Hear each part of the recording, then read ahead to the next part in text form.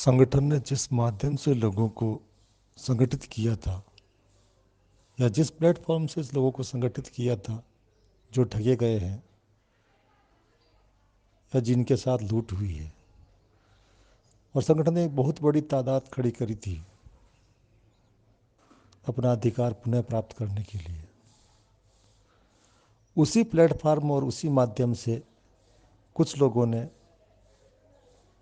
पुनः उन संगठित लोगों को विघटित करने का काम किया है और वह फिर से उस संगठित समाज को तितर बितर कर दिया है। तो उसी प्लेटफॉर्म का उपयोग उन्होंने लोगों ने भी किया है जूम मीटिंग के माध्यम से। मुझे नहीं लगता कि अब भविष्य में ऐसा कोई संगठन बनेगा या कोई बनाएगा। कई प्रयास किए गए, अथक प्रयास किए गए कि लोग संगठित हो जाएं, लेकिन जैसे ही लोग संगठित होते हैं या होने वाले होते हैं या संगठित लोगों द्वारा कोई अच्छी पहल की जानी होती है, तभी इनके चमचों द्वारा या यूँ कहें कि इनके किराए के लोगों द्वारा या इनके अंधभक्तों द्वारा कोई न कोई षड्यंत्र के माध्यम से फिर से लोगों को गुमराह करने के लिए उस संगठित समाज को तितर बितर विभिन्न साजिशों के माध्यम से किया जाता है। अब ना तो ये लोग संगठित किसी को होने देंगे और ना ही लोग संगठित होंगे। जिस किसी को भी अपने साथ हुई ठगी का रिवेंज लेना है या अपना अधिकार लेना है या पुनः पैसा प्राप्त करना है, वह स्वयं अपने लिए खुद खड़ा हो। अंग्रेजी में एक कहावत है, God help those who help them salvage.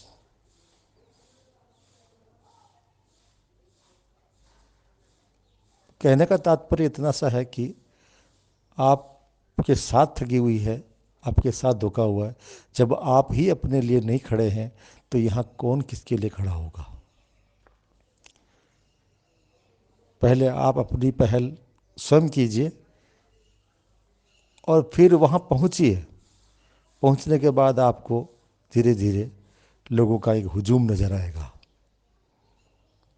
लेकिन पहल तो किसी को करनी ही होगी। मान लीजिए मैंने पहल की तो मेरे साथ लोग हैं और संगठित हैं, हम संगठित हैं।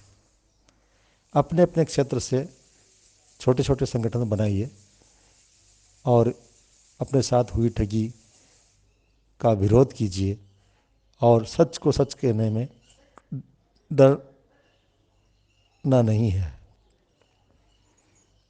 ना डरे आप, ना झुके आप, आगे बढ़ते जाइए और प्रशासन और न्यायालय के माध्यम से आप अपनी आवाज़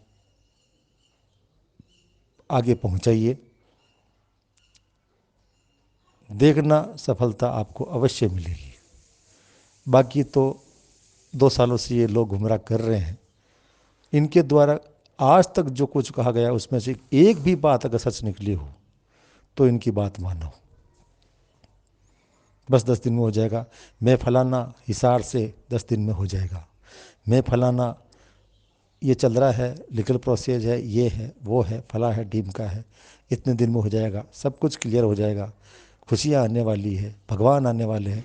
हजारों वादे इन लोगों ने किए, उनमें से कुछ भी सच निकला हो तो तथ्य सभी आपके सामने हैं। इसलिए आप अपने लिए जब तक स्वयं खड़े नहीं होंगे, आपके लिए कोई खड़ा नहीं होगा। जीने की चाह तो आप में होनी चाहिए, आपको अपना अधिकार लेने की चाह होनी चाहिए। तभी तो आप जब स्वयं अपने लिए कुछ करेंगे तो लोग आपके लिए कुछ हेल्प कर सकते हैं। क्योंकि हमारे राजस्थानी में एक कहावत है, घी में घी सब डालते हैं, तेल में घी कोई नहीं डालता। यानी कि किसी के पास कुछ है तो उसको कुछ और मिल सकता है, लेकिन जिसके पास कुछ नहीं होता उसको कुछ कोई भी कुछ हेल्प नहीं करता। यानी कि आपने कुछ किया, उसका परिणाम आपको ही महसूस हो जाएगा, तत्पश्चात आप किसी की हेल्प करना चाहेंगे या और किसी की हेल्प लेना चाहेंगे तो मिल सकेगी, अन्यथा कोई हेल्प नहीं करेगा। यहाँ देख लिया इतने समय से लोग गुमराह करने वाले की इनकी बहुत बड़ी टीम है और ये करने के लिए मजबूर है। इन्हें दोनों तरफ से फ़ायदा है, इधर कंपनी की तरफ से भी फ़ायदा है। यदि यदि निवेशकों को पैसा नहीं देना पड़ा या जितने कम से कम लोगों को देना पड़ेगा तो उसमें फ़ायदा किसका होगा? और यदि फ़ायदा उसका होगा तो इसमें से इनको भी हिस्सा मिलेगा और मिल ही रहा है।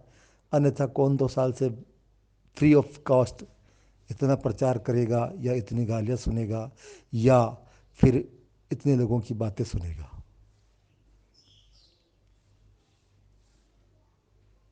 जानबूझकर अंधे ना बने, अपने ज्ञान का उपयोग करें। धन्यवाद भाइयों, सभी निवेशक भाइयों को पुनः एक बार धन्यवाद कि आपने इतना कुछ सहा है। आपकी सहन शक्ति को भी बार बार नमन है। आपने इतना कुछ होने के बावजूद भी सब कुछ सहा है, लेकिन आपकी सहनशीलता को इन लोगों ने कायरता बना दिया।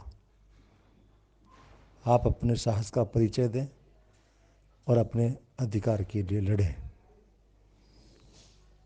जीत हमेशा डटने से मिलती है, मामले से हटने से कभी नहीं मिलती। डटकर मुकाबला करें परिस्थितियों का, सफलता आपको अवश्य मिलेगी।